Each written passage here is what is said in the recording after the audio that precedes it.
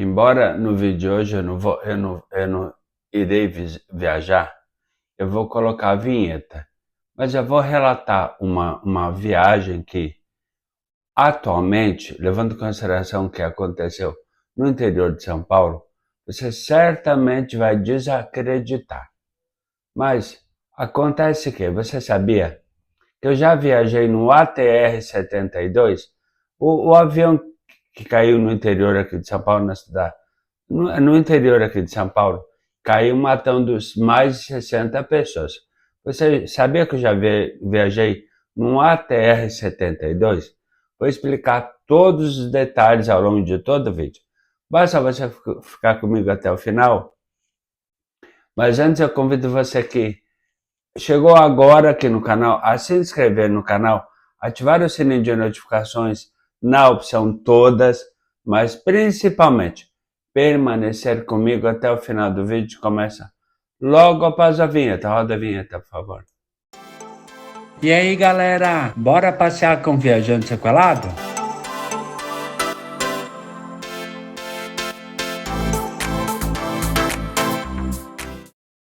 Olá, eu sou Ivair Ribeiro e vocês sintonizam no canal Viajante Sequelado. Pois é, gente, eu já tive a experiência de viajar no ATR-72, exatamente o mesmo avião que caiu no interior aqui de São Paulo, matando mais de 60 pessoas. Já tive essa experiência e ao longo do vídeo eu vou relatar tudo com todos os detalhes, como tudo aconteceu. Basta você ficar comigo prestando muita atenção até o final do vídeo para saber como foi essa história. Continue comigo prestando muita atenção até o final do vídeo, ok? Embora eu não seja nenhum expert em aviação, ou aviônica, sei lá como eu poderia falar, eu tenho experiências na prática e conheço um pouco da mecânica da aviação, principalmente desse avião que eu venho falando desde o início do vídeo.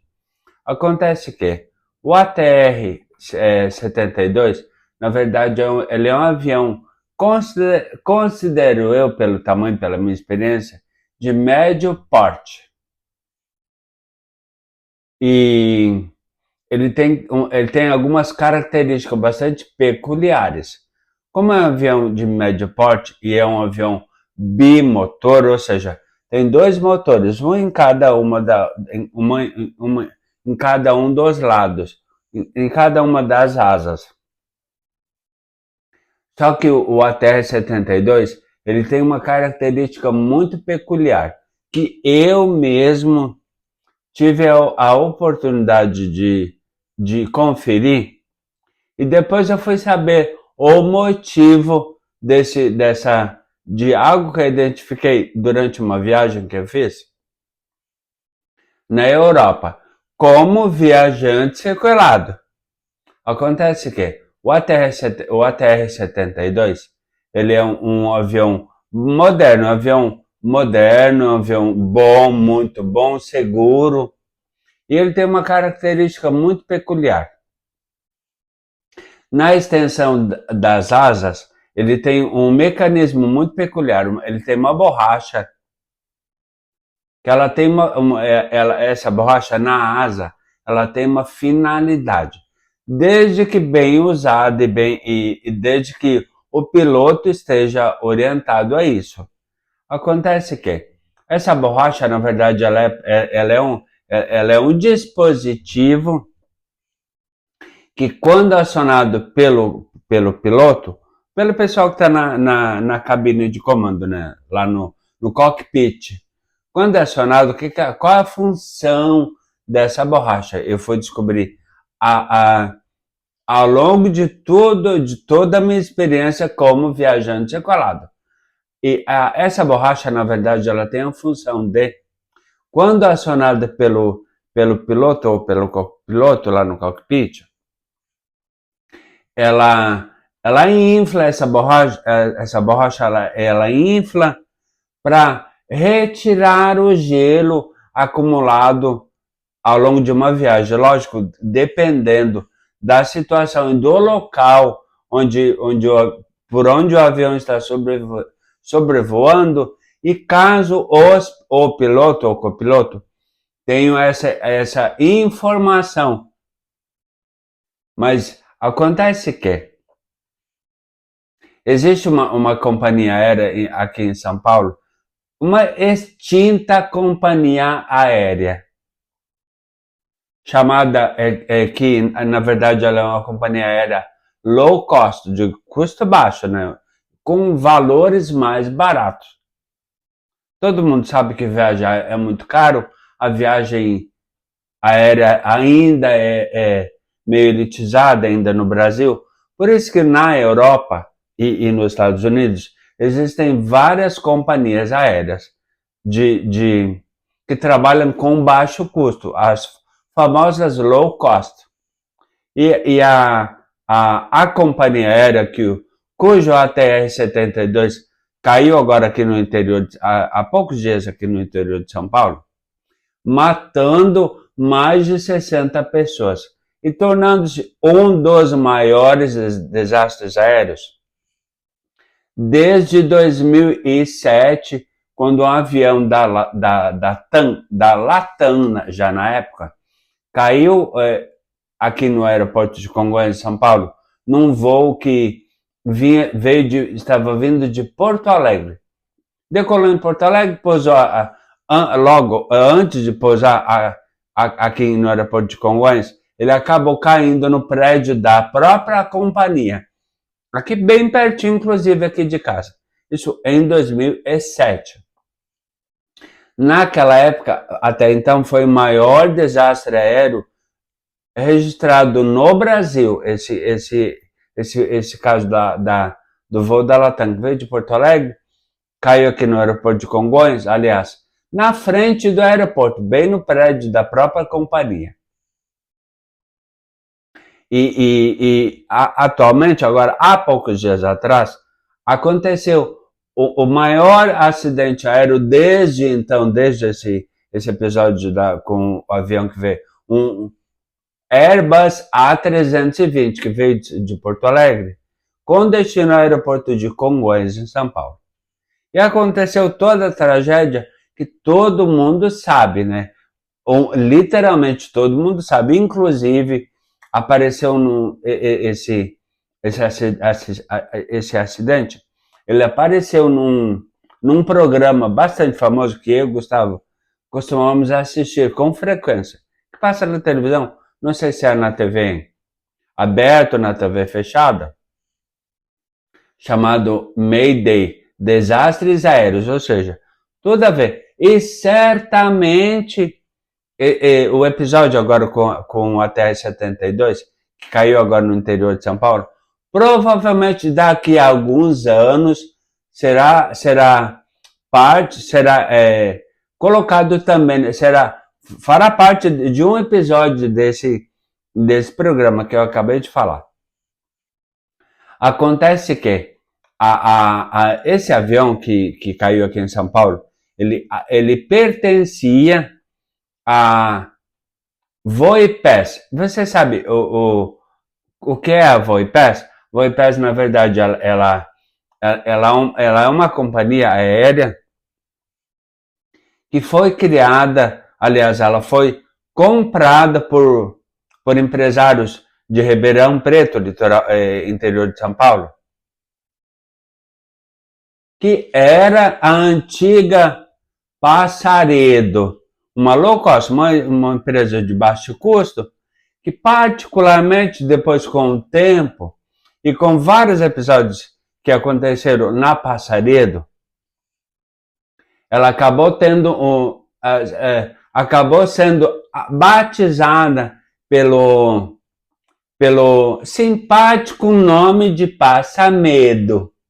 Por que será? Exatamente por causa dos vários episódios que aconteceram na época, antes de se tornar a Voipes, que foi a empresa que foi adquirida por empresários aqui de Ribeirão Preto, em São Paulo, no interior de São Paulo, que era a antiga Passaredo, ou Passamedo.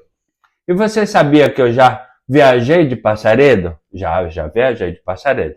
Porque era barato, era uma companhia aérea de baixo custo. E eu fiz uma viagem de Passaredo, olha, aliás, pela Passamedo, já tinha essa fama na época.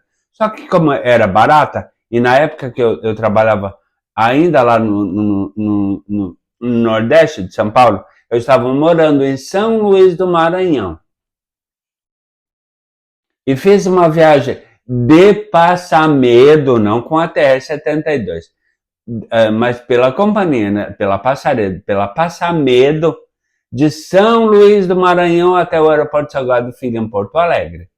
Pois é, fiz esse feito. Só acontece que uma viagem de São Luís do Maranhão até o aeroporto Salgado Filho, em Porto Alegre, ela dura cerca de 3 horas e meia. Então, é um voo longo, era um avião grande na época, eu não lembro se pode, na época eu lembro, mais ou menos, era um avião similar a um Airbus A319, por exemplo, ou um Boeing 737, não sei exatamente, mas era algo similar a um desses dois eventos que eu comentei. Então, era um avião grande, só que era de uma companhia que tinha uma fama feinha, chatinha, com o nome de Passaredo e batizada pela má fama de Passamedo. Pois é. Mas vi lá do aeroporto como é o prefixo do aeroporto de São Luís, SLZ, esse é o prefixo do aeroporto de São Luís, lá no Maranhão, o trecho da viagem era SLZ Poá, ou seja, de São Luís a Porto Alegre. Do aeroporto de São Luís do Maranhão, que tem prefixo SLZ, até o aeroporto Salgado Filho, em Porto Alegre, que tem o prefixo POA, Poá. Pois é, já tive a experiência de viajar num avião da Passamedo, na época, a atual Voipes, que está envolvida nesse trágico acidente desse voo que veio de uma TR-72, pertencente à companhia Voipes, vindo do aeroporto lá no Paraná, aeroporto de... Ixi, agora me fugiu o nome. Bom, o destino era o aeroporto do Paraná. Em nome da cobra. Cascavel, no Paraná, com destino a Guarulhos. Pois é, mas aí aconteceu todo o trágico episódio com o avião da Voipes, acabou caindo aqui no interior de São Paulo. Não é tão longe assim.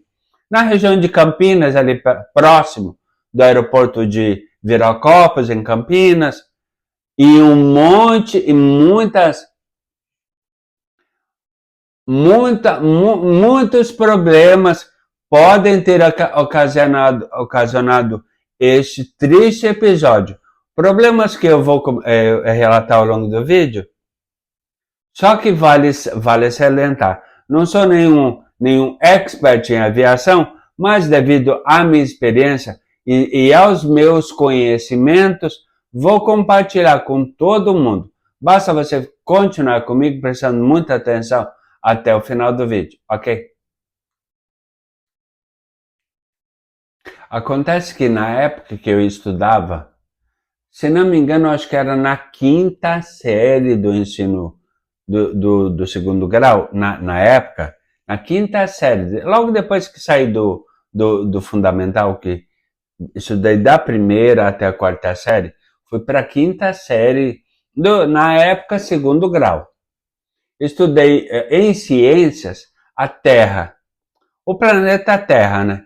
E eu lembro muito bem que quando eu estudei o planeta Terra, eu lembro muito bem, graças a Deus a minha memória antiga é boa, muito boa, diga-se de passagem. A atmosfera ela é composta por várias camadas. Desde do solo até toda a atmosfera tem várias camadas. E eu, lógico que com as viagens aéreas, é a minha experiência, eu percebo essas várias camadas. Eu consigo perceber durante o voo essas várias camadas. Acontece que essas camadas elas têm características peculiares. As famosas turbulências, inclusive de tempo bom, acontece porque tem a pressão atmosférica, a pressão do ar, tudo mais.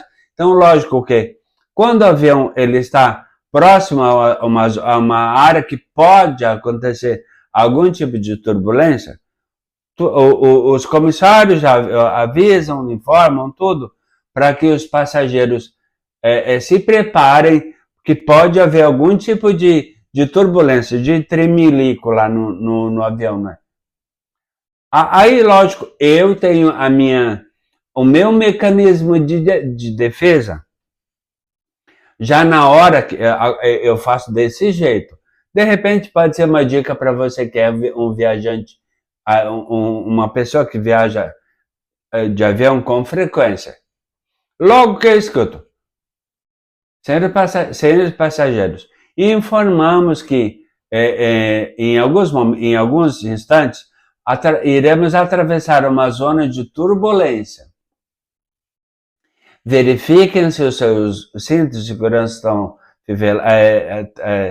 travados, no levante, cadeira sempre poltrona na posição vertical, na posição L.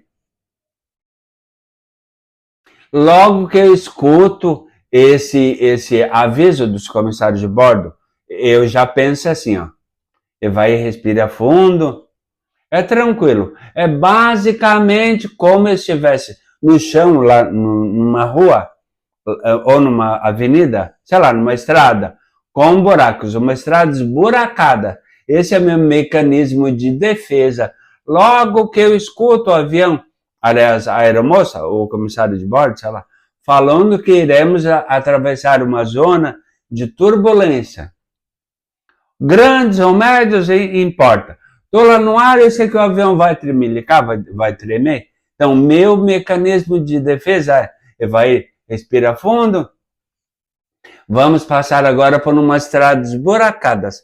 Dependendo do nível de turbulência que o comissário ou a comissária vai falar, eu me preparo, lógico, né? Pode ser buraco grande ou só aquelas famosas costelas de vaca que tem lá na estrada. Sabe? Mais ou menos assim. Então, eu já me preparo. Esse é o meu mecanismo de defesa. Logo que eu escuto o comissário ou a comissária de bordo falar que iremos atravessar uma zona de turbulência. Só que acontece que existem várias camadas de ar, de pressão de ar diferente na atmosfera.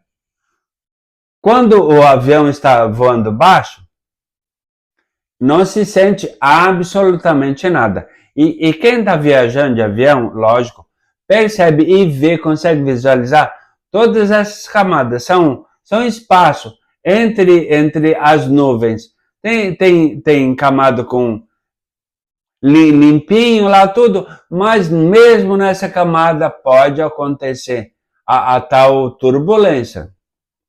E não necessariamente com o tempo ruim. É importante frisar isso, porque tem turbulência de tempo bom também. Turbulência de céu limpo. Então a questão não é a questão de quantidade de nuvens.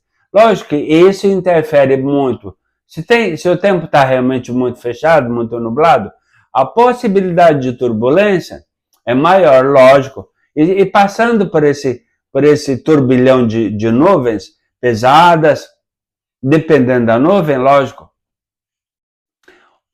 o nível da turbulência pode ser maior ou menor, dependendo da quantidade ou da formação de nuvens.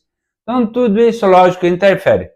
Só que a questão é, o ATR-72, esse que caiu no interior aqui de São Paulo, causando a morte de mais de 60 pessoas, ele é um avião que normalmente ele voa numa altitude não tão alta quanto um jato, por exemplo, daquele que eu mencionei, que eu vim lá do aeroporto de São Luís até o aeroporto Salgado Filho em Porto Alegre. Então, ele tem essa característica. Ele não é um avião que ele voa, que ele só faz viagens numa altitude muito grande. E voa baixo, não necessariamente tão baixo. Acontece que em 2006, Gustavo e eu fomos então para a Europa. A minha primeira viagem após o AVC, nós fizemos uma viagem de Guarulhos até Lisboa, em Portugal. Ele tem uma prima que trabalha numa companhia aérea portuguesa, muito famosa, muito conhecida. Embora não faça propaganda, vou mencionar, inclusive, a TAP. Então, que eu até inclusive chamava de Tamancos Aéreos Portugueses. Tem gente que coloca a sigla TAP com outro significado. Eu costumava chamar a TAP de Tamancos Aéreos Portugueses. Mas eu particularmente gosto muito da TAP, gosto muito mesmo. Já viajei como viajante circulado muito pela TAP. Só que acontece que a prima do Gustavo trabalhava na TAP. Lógico que, como já estávamos prestes a fazer essa viagem para a Europa, entrando pela porta, a porta mais próxima do Brasil, a porta da Europa mais próxima do Brasil, devido à distância. Todo mundo sabe que uma viagem entre Guarulhos, entre o Brasil e Portugal, dura cerca de 9 horas. Então, lógico, devido à questão das sacolas motoras e tudo mais, então, quanto menos tempo permanecer no avião, é melhor, né? A viagem vai ser menos cansativa, e eu não posso ficar tão relaxado, a espacidade e as sacolas motoras, elas não me permitem fazer uma viagem longa com tranquilidade. Então, precisaríamos fazer uma viagem em classe executiva, que normalmente tem 3 ou 4 vezes maior o valor do que uma viagem numa classe doméstica, por exemplo, ou a classe econômica.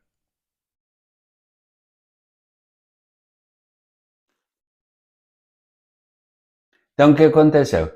Gustavo falou com a prima dele, com a possibilidade da gente comprar, aliás, viajar pela TAP, por um preço menor.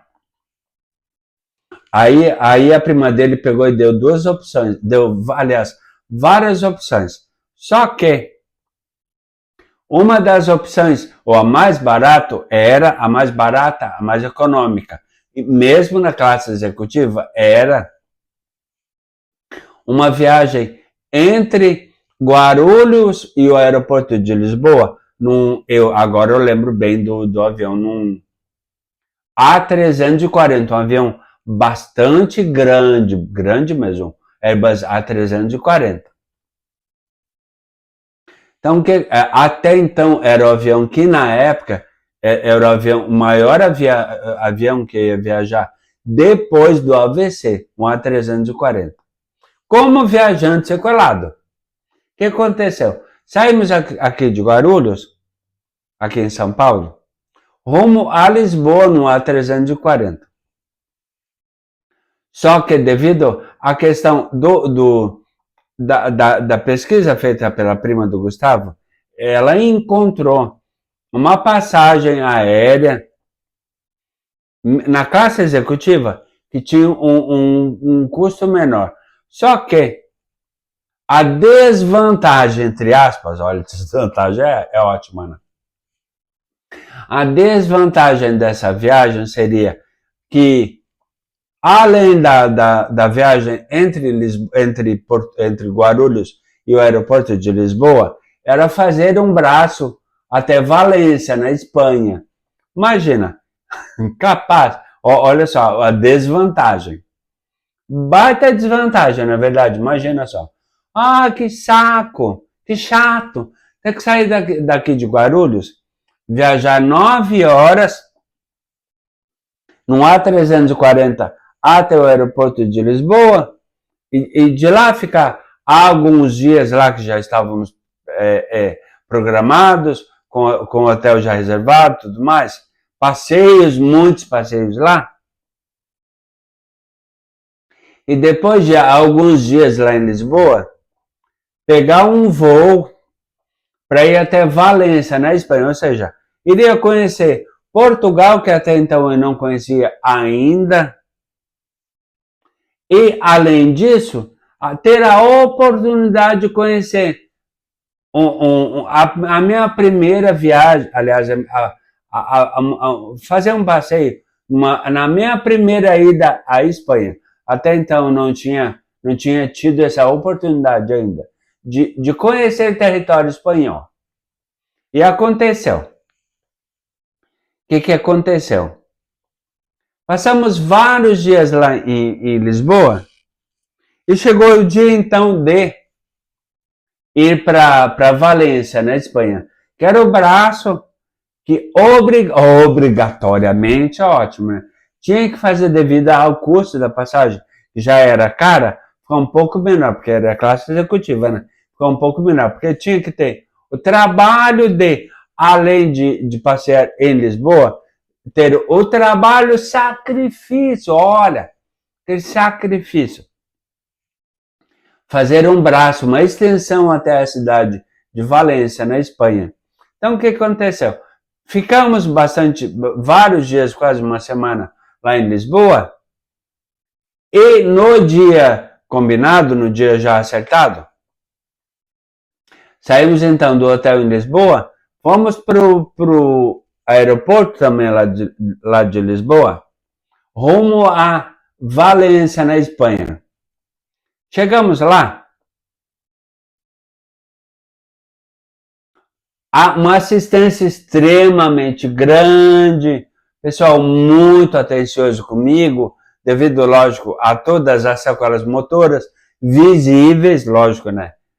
Tem que entender quando a pessoa tem necessidade especial. E eles são ótimos nisso mesmo. Já tive a oportunidade de conferir tudo isso. Então, o que aconteceu? Começamos a ver no monitor qual era o avião o horário da decolagem para Valência. E lógico, qual seria o tipo do avião que iríamos viajar? Chegando lá no portão de embarque, já vimos que não tinha finger, que é aquele meio mais tranquilo. Meu, como viajante sequelado, entrar no avião. Achamos estranho, não tinha finger. Então, o que aconteceu? Fomos pro portão de embarque, que era saindo do saguão do aeroporto, para o pátio do aeroporto, onde ficam as aeronaves. E aí, nos levaram, o Gustavo e eu, então, fomos até o pátio das aeronaves, até a escada do avião. Era um ATR-72.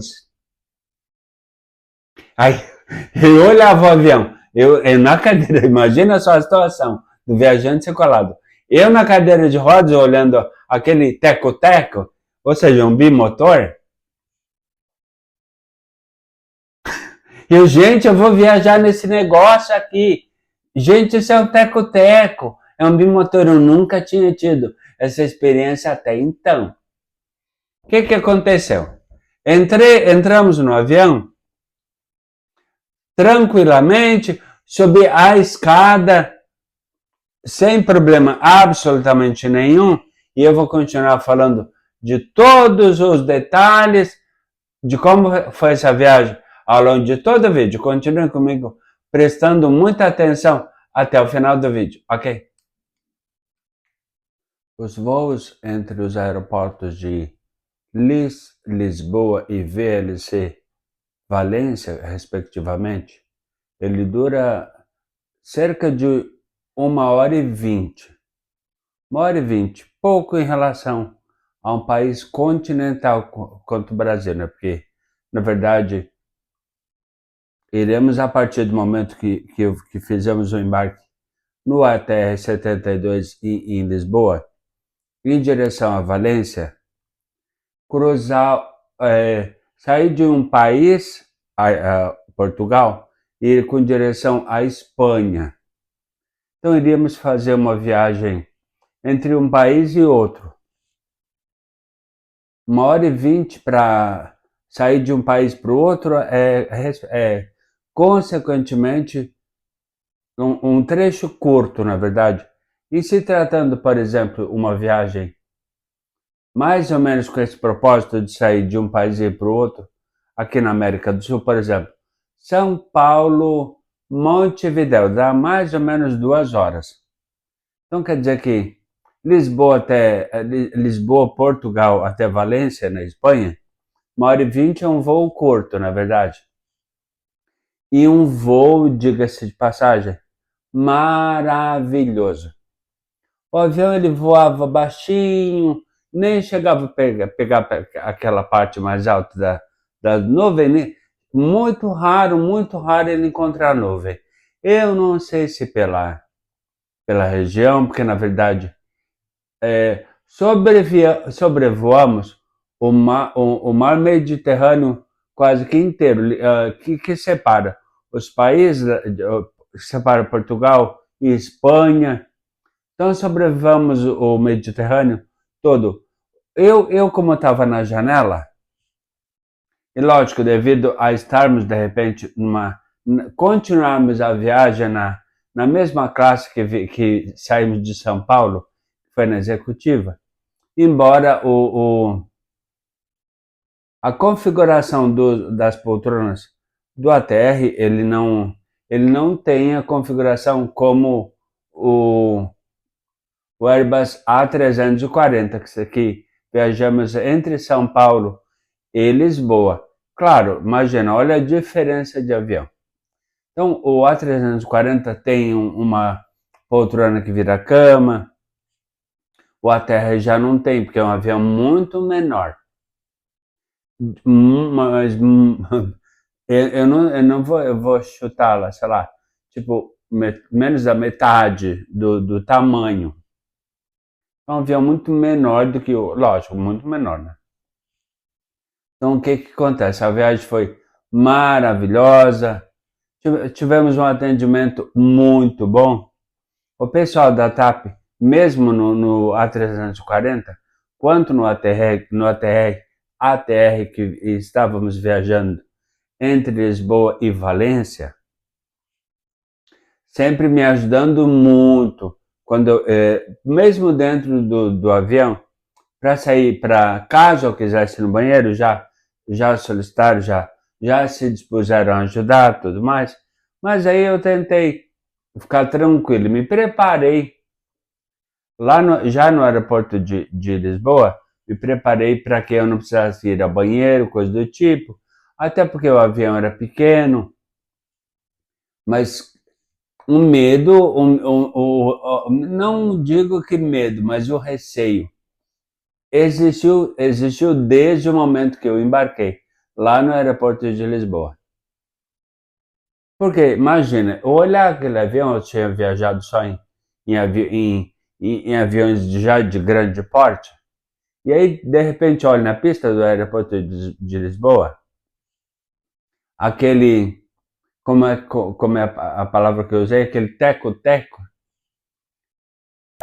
definição para o ATR, que é um avião bimotor, com dois motores, né? Então, muito menor, mas foi super tranquilo. O melhor de tudo, como o avião ele é pequeno, ele não é conectado a um finger, ou como chama lá em Portugal, onde estávamos, embarcamos, ele não é conectado a uma manga, que é o corredor entre o saguão até a porta do avião. Ó, o meu braço está servindo de finger mesmo. Saguão, porta do avião. Como não tem esse finger, eu fui encaminhado, eu fui direcionado ou encaminhado, digamos assim, até o pé da escada, subi segurando no corrimão da escada, tudo, super sossegado. Entrei no avião, fui caminhando até a poltrona, sentei na janela, Gustavo bem ao meu lado direito, eu fiquei na janela aqui e Gustavo aqui do meu lado. E fui apreciando a viagem. Desde Lisboa até Valência, 1h20. Um voo super sossegado. Dava para ouvir a turbina? Dava, lógico, é um avião pequeno, né? E como o ATR ele voa numa altitude baixa, dava para ver todo aquele azul do Mediterrâneo. Lindo, lindo, lindo. Na época, eu cheguei até a fazer um videozinho bem curtinho da janela, mostrando o mar. Lindo, lindo, lindo, lindo. Só que devido à questão de memória, porque eu uso sempre o celular para gravar e para produzir vídeo, como estou produzindo esse, então eu acabei excluindo aquele vídeo. Era vídeo super, mas muito curtinho mesmo, só para marcar aquele momento que para mim era realmente era fantástico. Imagina, primeira vez viajando no Teco-Teco. Então imagina, né? Fiquei extasiado. Aí o que aconteceu? Aí eu pensei assim, Gustavo, vamos fazer o seguinte, ao longo do vídeo eu vou tentar, não vou prometer, eu vou tentar, pela própria questão de memória do telefone mesmo, eu vou ver se eu tenho ainda fotos para colocar em forma de pip no centro da tela, para ilustrar todo o nosso passeio, toda a nossa viagem. Então o que aconteceu? Eu mesmo fiz esse videozinho curtinho, que eu acabei acabando por questão de memória, mas num certo momento, quando estávamos mais ou menos no meio da viagem, entre Lisboa e Valência, eu peguei e falei para o Gustavo, Guga, tira uma foto minha que apareça principalmente a asa do Teco-Teco. Porque ela estava bem exatamente do meu lado. Aí eu fiquei imaginando, bom, como não é um vídeo, a asa, a hélice ela vai estar girando, na verdade, e girava numa velocidade realmente muito, muito, muito grande mesmo, porque ele é um avião de pequeno, não vou chamar de pequeno, porque ele não é tão pequeno assim, médio porte, digamos assim. Aí eu peguei e falei pro Gustavo, Guga, falei exatamente com as palavras para ele, Guga, tira uma foto da hélice. Lógico que ela não vai mostrar em movimento, só que como é foto, vai capturar aquele momento, vai capturar só aquele momento. Exatamente quando clica, lógico que a hélice vai estar girando, mas quando tu clicar, vai parecer que a hélice está parada. Como se nós estivéssemos flutuando no ar. Lembra que eu falei que eu vou tentar colocar algumas fotos em forma de pipa no centro da tela? Agora eu vou tentar colocar além de outras fotos lá no nosso destino. Mas continue comigo, prestando muita atenção até o final do vídeo. Como já falei, muitas fotos irão aparecer ao longo do vídeo em forma de pip no centro da tela. Vou tentar, não sei se eu vou conseguir, mas prometo que eu vou tentar para ilustrar tudo que eu vou falar ao longo do vídeo. Mas a questão é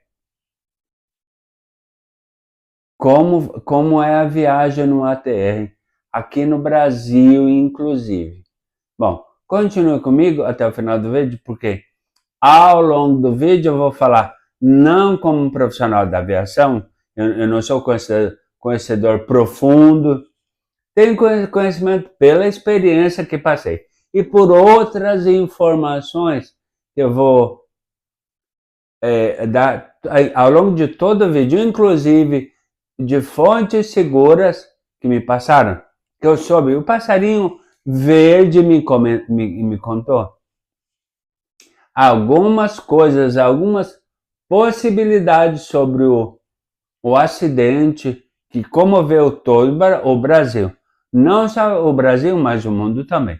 Continue comigo prestando muita atenção até o final do vídeo, ok?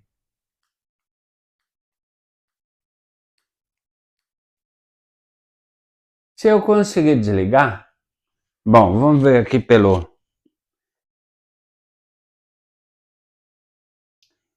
espaço, aqui tá tranquilo, o controle não está funcionando, mas o dedo nunca falha. A nossa estada em Valência não seria muito longa, até porque o intuito de irmos até Valência foi, como já falei desde o início do vídeo, foi um braço, uma extensão, vamos dizer assim, para tentarmos e conseguirmos baratear a nossa passagem, porque como era em classe executiva, conseguimos através da parente de uma prima do Gustavo, que trabalhava na TAP, a intenção e a relevância de ir até Valência era baratear a passagem. Conseguimos fazer isso. Só que, lógico, fizemos duas coisas ao mesmo tempo. A mesma coisa que a passagem reduziu, drasticamente, significativamente, também tivemos a oportunidade, aliás, o Gustavo já conhecia. Eu tive a oportunidade de colocar meus pés em solo espanhol pela primeira vez. Então, a estada foi linda, foi ótima, maravilhosa, o hotel muito bom. Embora não tenha sido um hotel luxuoso assim, mas um hotel muito bem localizado mesmo, próximo a tudo. Eu lembro muito bem que o hotel tinha uma fachada toda de vidro, entrada e saída da garagem era super tranquila. Bom, como eu já falei, vou tentar colocar várias fotos em forma de pip no centro da tela para ilustrar tudo que eu vou falando. Passeamos muito por Valência, a cidade realmente ela é muito bonita, muito moderna. Passeamos por muitos lugares lá. Tem lá, deixa eu ver se eu consigo lembrar direito. O Centro de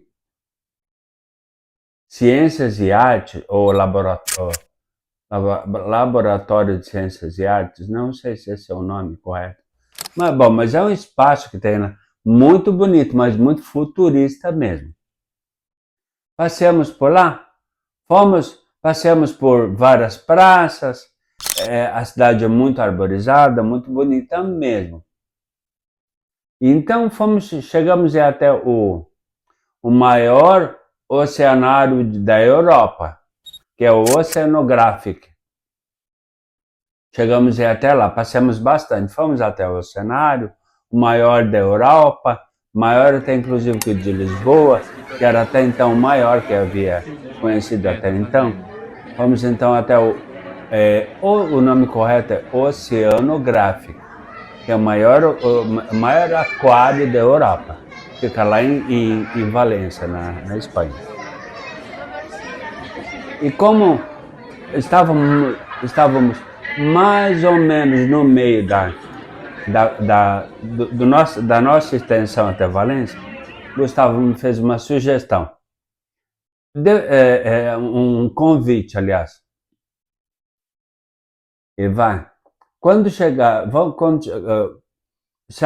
chegando de um passeio, vamos falar com a concierge lá do hotel, lá de Valência, e vamos ver o que ela recomenda para nós, que seja perto aqui de Valência.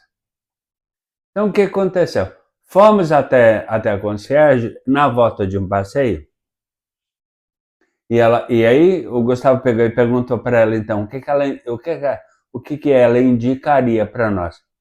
Fazer um bate-volta, um passeio de um dia só. Pertinho ali mesmo, mas que fosse um lugar que ia ficar na memória para sempre. Então o que ela fez? Ela pegou e falou, deu indicação, tudo mais. E aí pegou e falou de um lugar de praia. Queríamos praia, né? Aí ela pegou e falou, tá, então, a cidade de Calpe. Gente, Calpe é linda, linda, linda, linda. Nos hospedamos no hotel, só uma noite, lógico, né? Porque era um bate e volta. Ficamos no hotel, literalmente pé na areia. Literalmente pé na areia. Só que diferente daqui do Atlântico, por exemplo, ficamos hospedados no hotel pé na areia, de frente pro Mediterrâneo, que era aquele que eu lá do alto, na viagem entre Lisboa e Valência, eu vi só por baixo. Aí eu disse assim, gente do céu, mas eu não vou perder a oportunidade, mesmo todo chocolado, como viajante chocolado que sou, de molhar meus pés no mar Mediterrâneo. O que aconteceu? Lógico que lá do hotel conseguimos ver, passeamos lá de cadeira de roda, tudo mais. Vamos ver a questão da acessibilidade. E tinha uma boa acessibilidade. Bem em frente ao hotel, tinha um calçadão, e no calçadão, bem na frente do hotel, uma escada com barra de apoio, para descer até a areia. Só que naquela época, 2016, eu não estava tão bem quanto eu estou agora. Inclusive, ainda naquela época, eu usava aquela órtese de EVA, aquela órtese rígida, aquela bege da cor da pele, que é aquela órtese estranha, que não dá para não dá para usar dois calçados iguais ao mesmo tempo. Tem que usar um calçado normal, um tênis, por exemplo, normal, e a órtese, mas não dá para colocar a órtese dentro do tênis, porque por causa do tamanho e do formato dela. Então, o meu pé na época ainda era muito equino, muito varo, muito caído, ainda não conseguia fazer dorsiflexão, atualmente já consigo, pouca mais consigo, ainda tenho que usar uma outra órtese que eu consegui comprar, inclusive, que é uma órtese de fibra de carbono. Não sei, eu acho que não sei se eu vou conseguir mostrar. Ó, essa aqui. Ó, é uma órtese de um material que parece ferro, mas é fibra de carbono. Dura a vida inteira. E o melhor, dá para colocar dentro do tênis também. Ou seja, consigo colocar os dois tênis ao mesmo tempo, iguais. Agora, né? Imagina, em 2016 a coisa não era assim. Aí peguei e falei pro Gustavo, Guga, eu não vou perder a oportunidade de colocar, pelo menos tocar meus pés no mar Mediterrâneo. Olha isso aqui, eu pegava uma sapatilha. Olha essa paisagem, que maravilha, coisa mais linda. Bom, vamos lá então, vai. Então vamos fazer o seguinte. Primeiro, vamos tentar ver a questão da piscina do hotel. Aí eu estava, acho que meio cansado, naquela época eu cansava mais do que atualmente canso. Aí eu peguei e falei pro Gustavo, Guga, vai fazer o seguinte, vai tu sobe lá no terraço e ver a piscina do hotel. Vê se tem acessibilidade. O Gustavo foi, falou que a piscina é muito bonita, estava cheio de gente. Eu não fui, não cheguei nem com hortas, muito menos sem, porque ele pegou e falou: a piscina é muito bonita, só que não tem aquelas escadas com degrau que dá para tu subir e descer tranquilo. E também não vi barra de apoio, ou seja, a acessibilidade lá no hotel, na piscina do hotel, não tem. Eu disse, beleza, então, Guga, vamos fazer o seguinte, vamos enfrentar e entrar e ir na praia aqui, porque não dá, perdeu a oportunidade, não é? Saímos então do hotel de cadeira de rodas, aliás, fomos de cadeira de rodas até o calçadão. No calçadão, saí da cadeira de rodas com a ajuda do Gustavo, então fui até uma das barras de apoio que tinha que dava acesso até a areia da praia.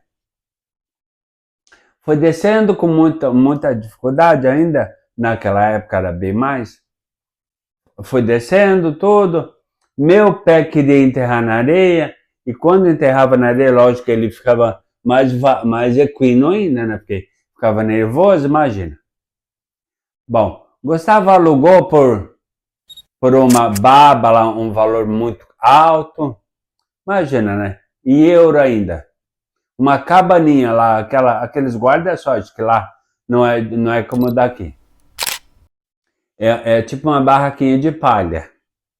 Não é guarda-sol como aqui do Brasil. A barraquinha ela já fica fixa lá na areia. E aí tem espreguiçadeiras e tudo mais. Então alugamos lá, ficamos 1 hora lá, passeando, aproveitando a praia, do jeito que desce, né? Chegou uma hora que eu peguei e falei, Guga, e agora? Eu não posso perder a oportunidade de estar aqui de frente para o Mediterrâneo e não entrar no mar. O que aconteceu? Saímos então na tentativa de ir até o mar, até a beirinha, até a praia, né? Não sei se eu iria conseguir entrar muito para dentro do mar.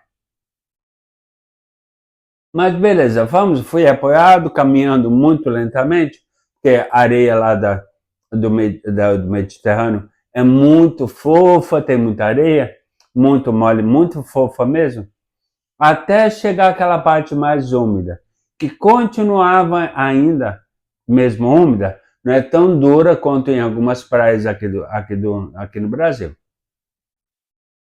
Mas de qualquer forma, consegui chegar até o Mediterrâneo, coloquei meus 2 pés no Mediterrâneo. Ou seja, consegui salgar meus 2 pés lá nas águas do mar Mediterrâneo. Ou seja, pelo menos isso eu realizei. Gente do céu. Peguei e falei, Gustavo, era só para molhar os pés, mas para dizer que eu molhei meus pés no Mediterrâneo. Tem essa história para contar. Voltamos porque a água mesmo molhada, ela era quase como uma areia movediça. Imagina a minha situação com o pé equino ainda. Não dava para mexer com o pé esquerdo por causa das sequelas do AVC, dos 2 AVCs. Então, fiquei lá tipo assim, ó. Acho que se foi 2 minutos, foi muito. Então peguei e pedi pro Gustavo, vamos voltar então, vamos lá para nossa barraquinha lá, o nosso guarda-sol de palha. Na saída lá do mar, meu pé deu uma baita de uma virada, e lá, gente do céu, você não tem noção. Europa, você sabe que os países europeus, eles são muito liberais. Naquela época, eu não sei se é uma prática já há muito tempo, se faz sempre. As mulheres lá são acostumadas a fazer topless. Lógico que não estava lotadaça a praia, mas tinha muita gente mesmo. Tinha várias mulheres lá fazendo topless. Saímos em direção à nossa barraquinha e logo que meu pé, que eu vi, que eu percebi que o pé enterrou na areia, entre a areia úmida e a areia seca, mais fofa ainda, meu pé deu uma baita virada que imaginei. É agora que o meu tendão de Aquiles vai pro saco. É agora que ele vai romper. Vou romper o tendão. Gente, eu dei um grito tão alto, mas tão alto mesmo. Eu só vi, na hora, eu gritei já. Foi quase que um reflexo, né? Eu gritei. E lá na frente, quase do lado da nossa barraca, eu vi duas mulheres que estavam fazendo topless. Aí elas levantaram, já botaram colocaram a mão nas tetas aqui. Imagina, pensar de certo, no mínimo que era arrastão. Mas um baita de um grito que você não tem noção. Bem, consegui sair então, feito, realizado, molhei meu pé nas águas do mar Mediterrâneo, olha que luxo.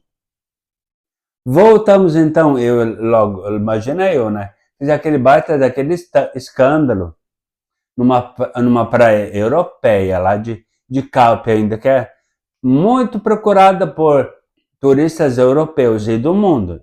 Aliás, de outros países também, né? De vários países da Europa e de outros países também. Porque realmente é muito linda. Você já deve ter visto os pipos no centro da tela. De fotos ou de um videozinho que eu também fiz lá na praia também. Numa espécie de uma piscina natural, eu cheguei a fazer um videozinho que você já deve ter visto também. Bem, o que aconteceu? Gustavo, inclusive, só vale salientar, ele me fez uma baita de uma surpresa. Lá em Valência, o que ele fez para ir para Calpe? Ele alugou um carro, não foi um carro, foi Mercedes. Alugou uma Mercedes, fomos de Mercedes até Calpe, passeamos por lá, a cidade é muito bonita, linda, linda, linda. O hotel bem em frente ao mar Mediterrâneo. Passamos uma noite lá. Mas infelizmente foi só uma noite. Então, tínhamos que voltar já de volta para Valência, o hotel a nossa residência lá em Valência foi lá, aliás, a nossa residência fixa na Espanha até então, era no hotel lá em Valência. E lá pela primeira vez tive a oportunidade de comer a famosa paella valenciana. Aonde? Em Valência. Além de outras coisas que comemos também, tive a oportunidade de comer, como tapas, por exemplo, até então. Não sabia nem o que era, pensei que fosse levar uns tapas. Vamos lá, vamos saborear uns tapas, Eva? Gente, o Gustavo tá indo para um lugar para eu levar tapa. Não sabia o que era. Foi lá que eu fui apresentado as famosas tapas, muito famosas mesmo, na culinária espanhola. Mas tínhamos que voltar. E estava se aproximando a hora de voltar de Valência para Lisboa também. Então o que aconteceu? Voltamos de Valência para Lisboa, porque nosso voo de Portugal para o Brasil era via Lisboa. Ficamos mais 2 noites, se não me engano, acho que foi lá em Lisboa, passeamos por lá. Já no outro dia, voltamos então para São Paulo, também no A340, muito diferente do Teco-Teco que viajamos, o ATR-72, o Teco-Teco. Só que era da TAP, da TAP Air Portugal, né? Como que eu chamei? Tamancos Aéreos Portugueses. Foi assim que alguém me falou um dia, que eu achei muito engraçado. Só estou repetindo, pedindo licença poética para o que eu ouvi. Mas uma companhia aérea muito boa, TAP, realmente muito boa. Tive a oportunidade de viajar já várias vezes por ela. sempre pela porta de entrada da Europa, que é Portugal. Mas voltamos aqui para o Brasil e você continue comigo prestando muita atenção até o final do vídeo, ok? Chegou então o dia de fazer o check-in lá no aeroporto de Lisboa, cujo prefixo é Lis, Guarulhos, né? Portugal, Lisboa, Portugal, a Guarulhos, São Paulo. Fizemos o check-in e pegamos de volta novamente o A340. Foi o mesmo avião que nos levou de Guarulhos, aqui no Brasil, aqui em São Paulo, para Lisboa. Fazer o voo inverso ao que fizemos na ida, né? De Gru a Lis, agora Lis-Gru. Fizemos o voo de volta, um voo ótimo, cruzamos o Atlântico de novo, novamente, lógico, né? Tem que cruzar. Mais 9 horas de voo entre Lisboa e São Paulo, Lisboa e Guarulhos. Entramos, se não me engano, foi lá acho que foi por Natal, Recife, não lembro exatamente. Por onde que foi? Mas um dos estados lá do Nordeste. Logo que a gente sai do Atlântico, sai sempre, entra, aliás, sempre no Brasil, pelo Nordeste, dos voos que vêm da Europa. Não lembro se foi efetivamente Natal ou Fortaleza. Bom, foi um dos três. Natal, Recife ou Fortaleza, não lembro exatamente qual foi deles. Um deles foi. E aí viemos direto do Nordeste até chegar no aeroporto de Guarulhos, viagem ótima, maravilhosa, como foi a ida para Lisboa. Mas voltamos ao caso, então, do ATR-72, caiu aqui no aeroporto, aqui no interior de São Paulo, cujo acidente trágico tirou a vida de mais de 60 pessoas. Então continue comigo prestando muita atenção até o final do vídeo, ok? Gente, existem várias possibilidades para esse acidente ter ocorrido. Mas vamos analisar coisas que já falamos ao longo do vídeo. Bom, o ATR é um avião que embora não seja um avião de passageiro, mas não seja muito grande, é um bimotor, o que eu chamei de teco-teco. Ele é equipado com uma espécie de um sensor lá na asa, que é um sensor de borracha, que ele precisa ser acionado pelo piloto ou pelo copiloto. Agora, será que foi acionado? Essa é a questão. Cogita-se a possibilidade de formação de gelo numa das asas. Tem esse dispositivo de borracha que precisa ser acionado pelo piloto ou pelo copiloto. Agora, foi acionado? Pois é, a questão é que, lembra que eu falei das várias camadas da atmosfera que o avião sobrevoa? Ou seja, na ida para Lisboa, aliás, de Lisboa para Valência, ele voava sempre numa altitude baixa, tanto que dava para ver muito claramente o mar Mediterrâneo lá, bem tranquilo. Parecia que ela era perto. Só que, lógico, como o acidente ocorreu numa época de frio, tempo nublado, muito fechado, eu lembro muito bem porque vi imagens. Se o piloto e o copiloto têm conhecimento dessa questão das camadas da atmosfera, que tem pressão ou não, possibilidade de formação de neve na asa, já que o ATR é dotado desse dispositivo de borracha, por que ele viajou naquela camada que que o piloto e o copiloto sabem que a possibilidade de formação de neve ou de gelo a formação de gelo na asa é mais propensa. Por que ele estava nessa camada? Uma outra possibilidade também. O dispositivo de borracha que poderia ou deveria ter sido acionado, não foi, não se sabe. E também a posição onde ele vê a posição, a área da camada, da atmosfera que ele estava viajando. Por que ele não foi mais baixo, já que poderia, ou mais alto, acima das nuvens também?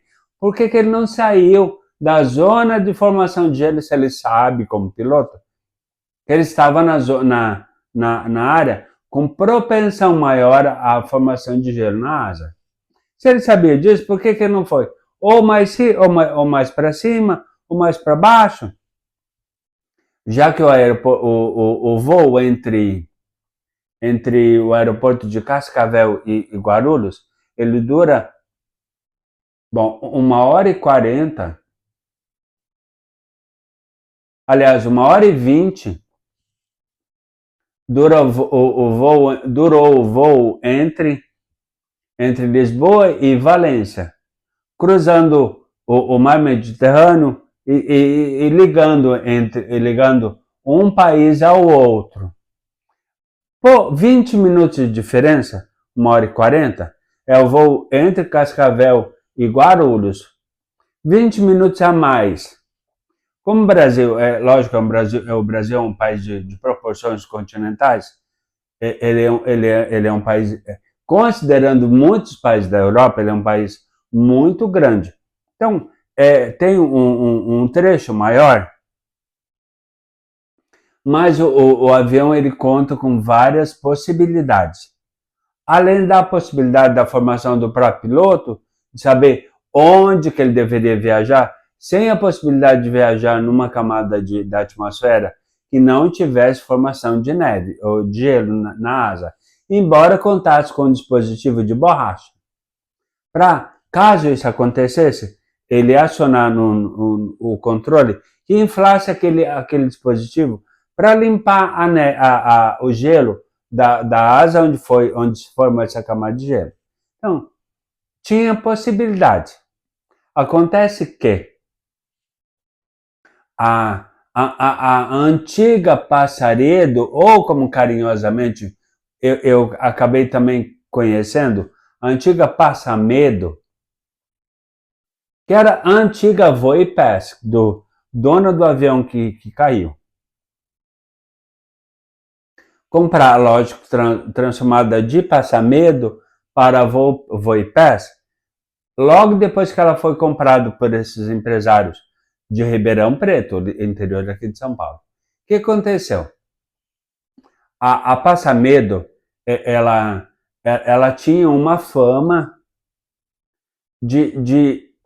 não vou falar a palavra obrigar, porque obrigado eu aprendi um ditado com a minha mãe. Obrigado é pau de arrasto. Eu não sabia exatamente o que ela queria falar com isso. Eu entendi, tipo assim, obrigado ninguém é obrigado a nada. Ninguém obriga a mim fazer nada que eu não queira, que eu não sinta que é legal. O que acontece? Eu lembro muito bem que um dos motivos que a Passamedo ela foi extinta, ela deixou de existir, é porque ela tinha uma política de não dar folgas ou forçar os seus funcionários a trabalhar em folgas, durante as folgas. Gente, eu já trabalhei, graças a Deus eu não trabalho mais, estou aposentado por invalidez. Pode ser chato falar isso, mas eu dou graças a Deus estar aposentado por invalidez. Já trabalhei sob pressão, por trabalhar com resultados. Então, era pressionado a trazer resultados na empresa que eu trabalhava. Não necessariamente tinha folga, porque eu trabalhava sempre de segunda a segunda, nunca tirava um dia de folga, se porventura saísse, de repente, por uma questão de necessidade específica, tinha que justificar. Olha, eu preciso sair mais cedo. Parece que eu estava implorando, gente. Olha, por favor, eu preciso sair mais cedo, porque eu preciso passar no banco, ou passar lá no condomínio para pagar meu aluguel, que não dá para pagar no banco. Então, por favor, me deixa sair mais cedo. Gente do céu, implorar, ajoelhar para pedir algo que é direito de quem trabalha? Não, eu nunca vou fazer isso na minha vida. Nunca fiz, tomara que nunca faça. Eu nunca preciso passar por isso. Agora, por isso que eu falei, graças a Deus, estou aposentado por invalidez, mas não passo por essa situação. Como nunca passei quando eu trabalhava, porque eu sabia dos meus direitos. Se eu sei dos meus direitos, eu brigo, eu reclamo por eles, lógico, não é verdade? Mas vamos analisar contextos. Se a Passamedo, a Passaredo, ela tinha essa política de fazer com que os funcionários ou pilotos trabalhem nas folgas. E, lógico, os funcionários, de repente, não fazem greve, coisa do tipo, como já fizeram várias vezes, eu lembro muito bem disso. Quando a Passaredo, a Passamedo foi vendida para os empresários aqui do interior de São Paulo, aqui de Ribeirão Preto, eles herdaram essa política. Um passarinho verde me falou, ou seja, pessoa de gente de confiança e com muita instrução me comentou que a Voipes, ela adotava aliás, ela continuava adotando essa mesma prática. Ou seja, adquiriu a empresa aérea e essa prática de não necessariamente obrigar os funcionários a trabalhar. Como já falei, obrigado é pau de arrasto, na verdade. Ou cobrava, de repente, resultado. Olha, é aquilo que acontecia comigo, como eu trabalhava, na verdade. Olha, o avião não pode ficar em solo no aeroporto, porque paga em hangar, paga um aluguel extremamente alto. Não, a aeronave em solo é gasto para a empresa aérea. Então ela tem que estar no ar sempre. Tem que sempre voar, tem que estar sempre voando. Lógico, se precisa estar sempre no ar, sempre em movimento, ela precisa de pilotos, na verdade. Então, o que acontecia? Os pilotos, eles não tinham folga. Gente, a pessoa que trabalha, ela precisa ter folga, ela precisa descansar. Quem trabalha, independente do trabalho, precisa descansar. Imagina um piloto de avião que, embora seja o segundo meio de transporte mais seguro do mundo, só perde para o elevador, ele transporta muitas pessoas, muitas vidas estão nas mãos dele. Olha só, se ele não descansa e trabalha sob estresse ou sob pressão, como aconteceu comigo, o que vai acontecer? Ou que está propenso a esse profissional, como piloto, por exemplo, o que está propenso a esse profissional? Basicamente, o que aconteceu com o viajante sequelado? O que aconteceu com o viajante sequelado? Trabalhava sob pressão, tendo a obrigatoriedade de trazer resultado. Era obrigado, trabalhava sob pressão por resultado. O que aconteceu com o viajante sequelado? Acabou tendo um AVC isquêmico e um AVC hemorrágico. E ficou sequelado, está assim se reabilitando, graças a Deus, e a muita força de vontade, há quase 12 anos. Curtiu o vídeo? Até a próxima oportunidade. Fique com Deus e beijo no coração. Espero que eu tenha deixado muita informação e principalmente compartilhado informação importante para o mundo inteiro. Até a próxima. Fique com Deus e beijo no coração. Tchau! Isso se o controle me deixar. Não deixou, não deixou. Gente, me dá um controle de presente, manda para mim. Manda no @viajando secolado oficial, que tu quer me mandar um recebido, quer mandar um presente? Eu te dou meu endereço. Até a próxima oportunidade. Fique com Deus, beijo no coração. Tchau! Então, pessoal, curtindo o passeio? Até a próxima oportunidade.